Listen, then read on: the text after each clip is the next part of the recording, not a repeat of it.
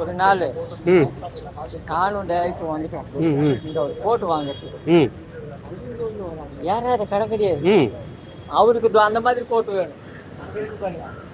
அங்க இருக்குல்ல மேல அந்த மாதிரி கோட்டு வாங்குறதுக்கு பிளான் பண்ணிட்டாரு. அதே போல கோட்டு தான் வேணும்னு முடிவு பண்ணிட்டாரு. அன்னைக்கு மறுநாள் வந்துட்டு ஈவினிங் ஷூட்டிங் வந்துட்டு கேஎஸ் ரவிக்குமார் ஷூட்டிங். அன்னைக்கு கோட்டு போடணும்னு பிளான் பண்ணிட்டாரு. எல்லா கடை அவரு பிடிச்ச கலர்ல அவர் ஸ்டைல்ல இல்ல. ஒரு கடை வெளியில இங்கதான் முடிஞ்சுதான்னு பார்த்தா மறுபடியும் அங்க போய் அவரு ஸ்பீடு எல்லா கடையில 2 நிமிஷம் ஏறி இறங்கிடுறாரு. நம்ம தொங்கி போய் நிக்கிறோம்.